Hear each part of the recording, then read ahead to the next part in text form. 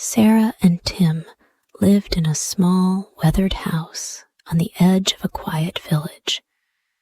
The village used to be a busy place, full of people working in the nearby factory and the fields. But now, everything had changed. The factory had closed, and jobs were hard to come by.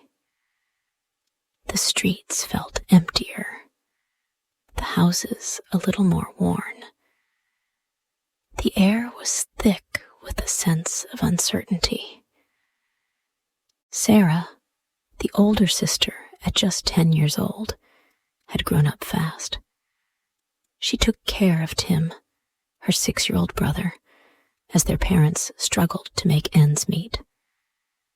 Their mother, once lively and strong, had fallen ill many months ago, her sickness sapping her energy and leaving her unable to do much. She spent most of her days in bed, her face pale and weary.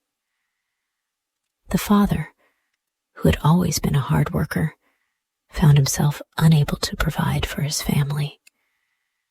Every day, he would leave early in the morning to search for work in the nearby town. But no matter how hard he tried, there was always more bad news. "Papa, have you found work?" Sarah would ask every evening, trying to hide the worry in her voice. He would shake his head, his eyes full of sorrow. "Not yet, sweetheart. But don't worry. I'll find something soon." But Sarah knew that hope was running thin.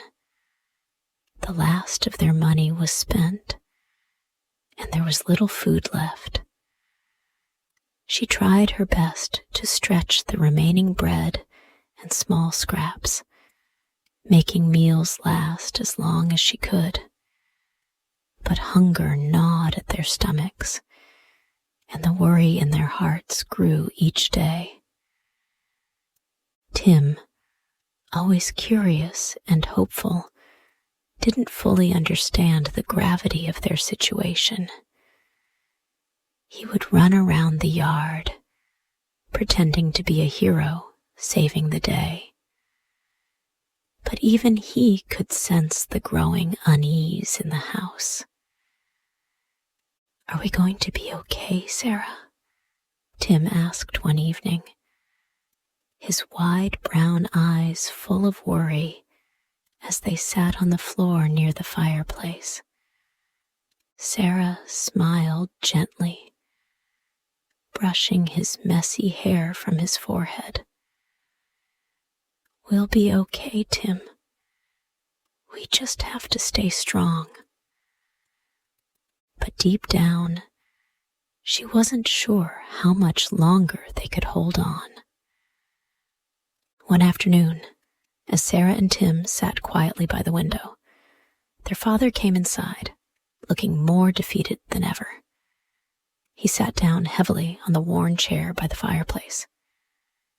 "Sarah, Tim," he said softly, his voice heavy with emotion.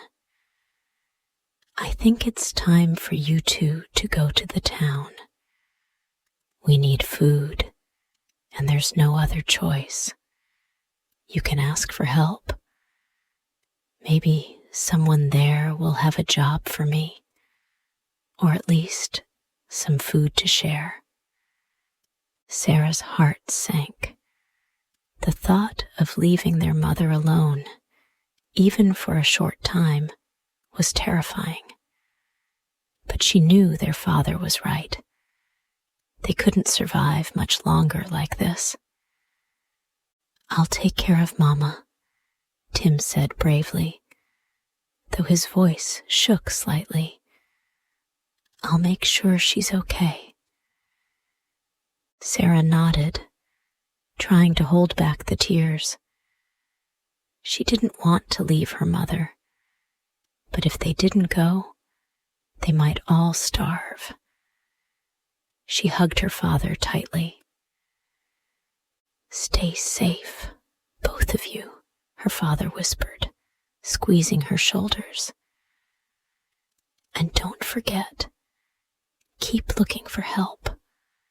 I know you can do it."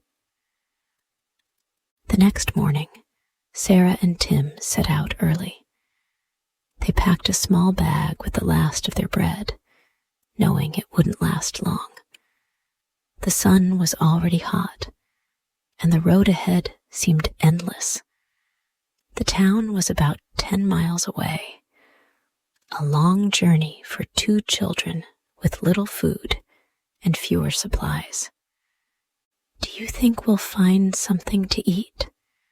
Tim asked, looking up at his sister with a mix of hope and fear.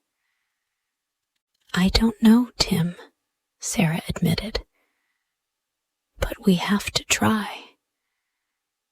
They walked for hours, their feet sore and their stomachs empty. The sun beat down on them relentlessly, and Sarah could feel the heat making her head spin.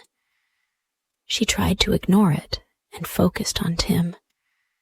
Every time he stumbled, she helped him back on his feet. As they walked, Sarah noticed how quiet the world seemed. There were no sounds of the factory workers or the laughter of children. The village was slowly dying, just like her hope.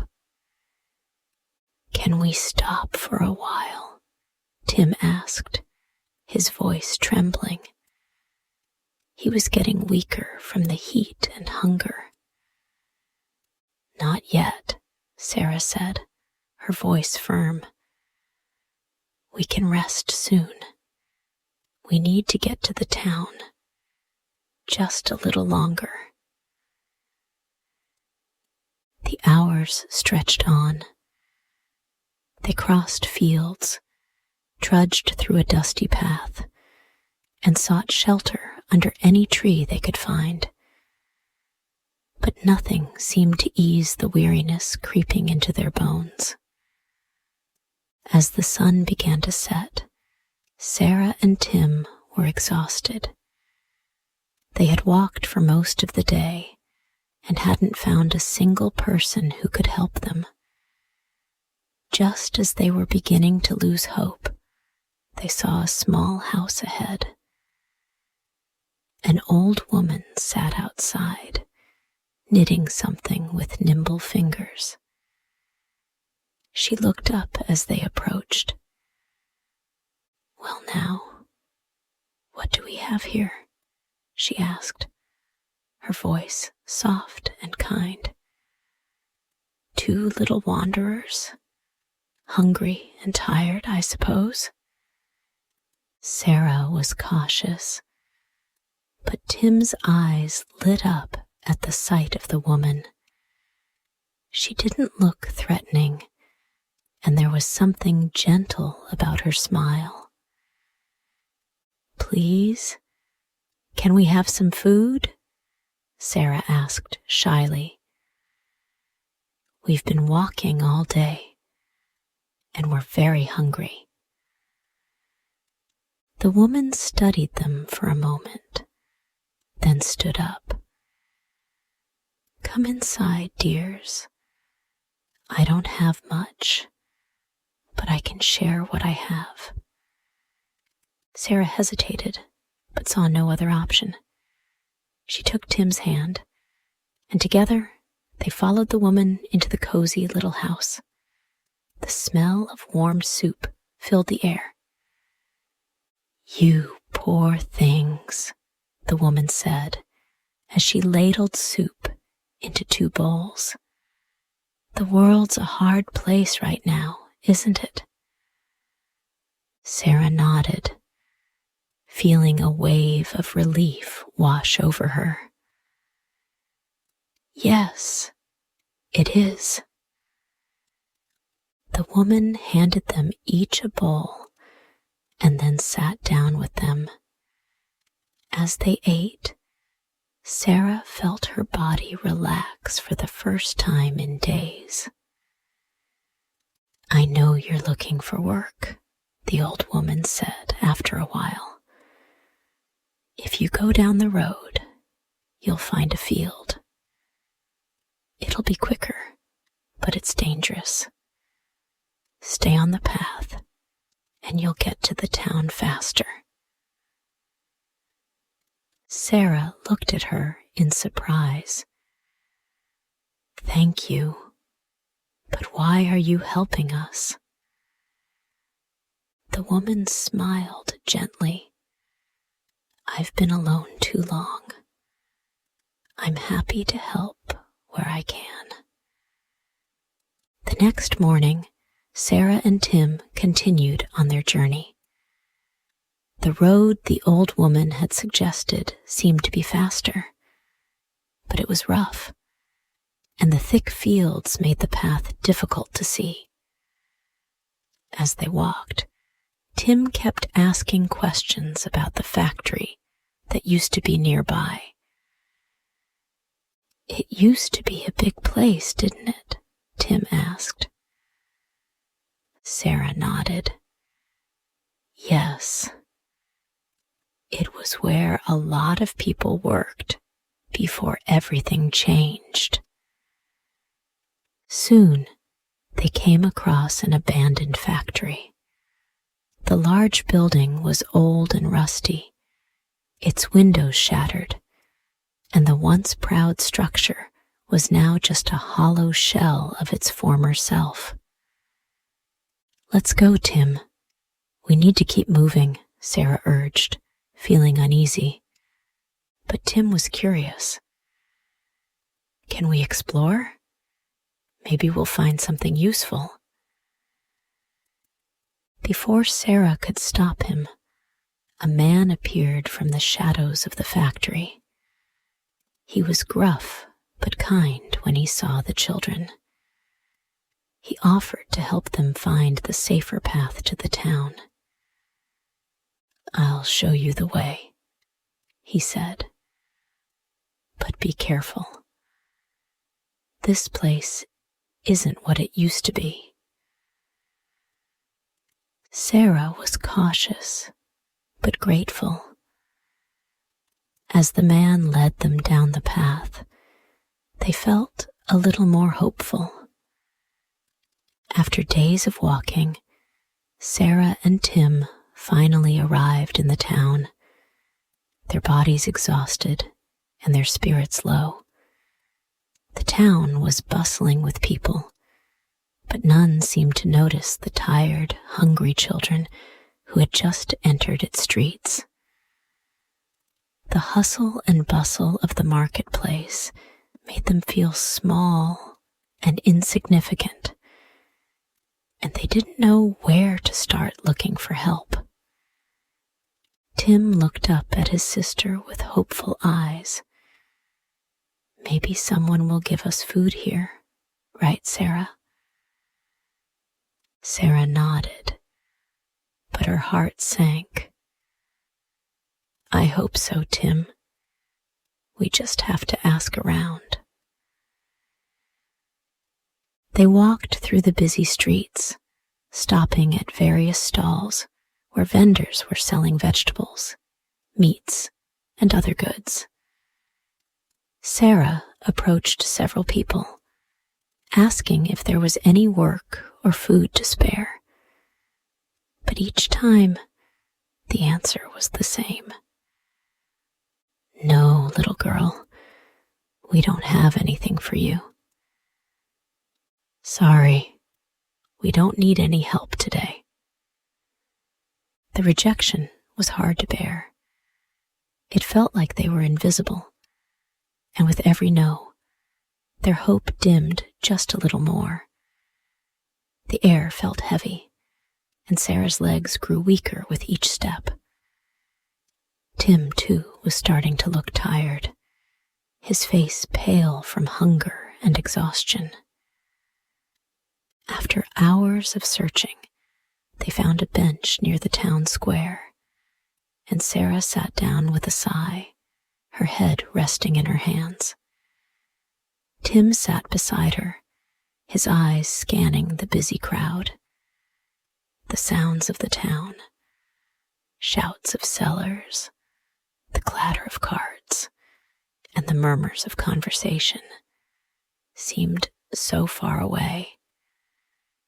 "We're never going to find anything, are we?" Tim asked, his voice small and filled with worry. Sarah looked at him, her heart aching. "I don't know, Tim, but we can't give up." As Sarah sat there, feeling the weight of their failure, Tim suddenly looked up, his eyes brightening with an idea. "Wait, remember the man at the factory?" he said, his voice filled with excitement. "He said there might be work there, right?" Sarah's heart skipped a beat. She had almost forgotten about the man who had shown them the path to town. She wasn't sure about going back to that factory. It had looked abandoned and empty. But Tim's face was filled with hope, and she didn't have the heart to say no. "You really want to go back to that place?" she asked, hesitating. "It seemed strange, and we don't even know if there's anything there." Tim nodded. "He said there used to be work there, and maybe we can find something, even if it's not much." Sarah paused, weighing the options. The town had offered no help, and they were running out of choices. "Okay, Tim," she finally said, standing up. "We'll go back. Maybe the man can help us again." Together, they stood up and started making their way back to the factory, feeling both hopeful and anxious about what awaited them. When they arrived back at the factory, the man was there, just as they remembered him. His face looked tired, and he seemed surprised to see them again. "You're back," he said, his rough voice gruff, but not unkind. "I didn't expect you to return." Sarah took a deep breath and stepped forward. "We don't have anywhere else to go. We need work. We're willing to do anything." The man looked at them for a moment, then sighed. "You're brave. I'll give you that. All right, I'll let you help out around here. We may not have much, but I can give you small jobs to do. If you're willing to clean and sweep up, you can earn a little bit of money." Sarah and Tim exchanged glances, relief flooding through them. They weren't sure what the future would hold, but this was something, a chance. "Thank you," Sarah said, her voice filled with gratitude. "We'll do whatever it takes." For the next several weeks, Sarah and Tim worked tirelessly at the factory. They swept the floors, cleaned up broken tools, and carried small boxes from one place to another. It was hard, physical work, but it didn't matter to them. Every small task they completed brought them closer to earning enough money to buy food. The man, though gruff, showed them what to do and kept an eye on them, making sure they stayed safe. He didn't speak much, but sometimes he'd nod in approval when they finished a task well. It wasn't much, but it was enough to survive. Sarah worked with determination, and Tim did his best to help, even though some of the tasks were too hard for him. But every day they made progress. They saved every coin they earned, and after a few weeks, they had enough money to buy food and some basic supplies. After several weeks of hard work, Sarah and Tim were able to buy enough food to make the journey back to their village. They had saved enough to buy a bus ticket, which would make the trip faster and easier. They were tired, but there was a sense of accomplishment in their hearts as they boarded the bus and headed home. The trip back seemed shorter, and soon they arrived at the village. When they got off the bus, they hurried to their home, their hearts racing with excitement. Their father was outside, his face lighting up when he saw them. "Sarah, Tim," he cried, rushing to embrace them. "You're back, and you're safe." They hugged him tightly, feeling the weight of the past weeks lift off their shoulders. "We did it, Papa," Sarah said, her voice full of pride. "We found work, and we saved enough money to come back." Their mother, who had been resting in bed, was also awake and smiling when she saw them. "You're home," she whispered, her face softening with relief. The family was reunited, and though they still had challenges ahead, they now had hope. They had learned that even in the darkest times, there was always a way forward if they worked together and never gave up. In the weeks that followed, things slowly began to improve for the family.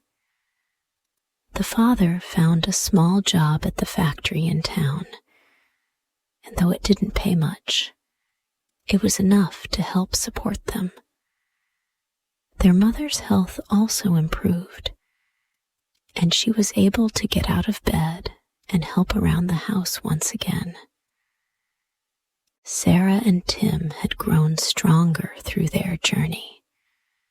They had learned that no matter how difficult life became, they could always find a way to push through. They had worked hard, made sacrifices, and supported each other when it seemed like everything was falling apart. One evening, as the family sat together at the dinner table, Sarah looked around at her parents and Tim. Despite all the struggles, there was a sense of peace in the room. They were together, and that was all that mattered. "We made it," Sarah whispered, her heart full of gratitude. And they knew, no matter what the future held, they would face it as a family with courage, love, and hope.